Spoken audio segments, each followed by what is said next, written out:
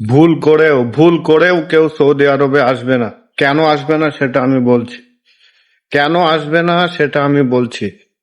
এখানে আপনাকে ধর্ম জিজ্ঞাসা করা হবে না, এখানে আপনাকে জাত জিজ্ঞাসা করা হবে না, এখানে আপনাকে জিজ্ঞাসা করা হবে না যে তুমি ভাষা জানো কি না জানো।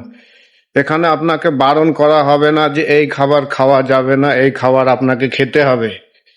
এখানে আপনি হিন্দু না মুসলিম না খ্রিস্টান না জৈন না শিখ, এইটা আপনাকে জিজ্ঞাসা করা হবে না। শুধু আপনার সৌদি আরব বলে কথা নয়, টোটাল গলফ কান্ট্রি মুসলিম কান্ট্রিতে আপনাকে জিজ্ঞাসা করা হবে না যে আপনি কোন ধর্ম থেকে বিলং করেন, আপনি কি খান, আপনি ভাষা জানেন কি না জানেন। এখানে আপনার শুধু কাজ, আপনি কাজ করেন, ডিউটি বাই ডিউটি করেন। কে কোন ধর্মের মানুষ, কে কি খাবে সেটা কিন্তু এরা দেখে না।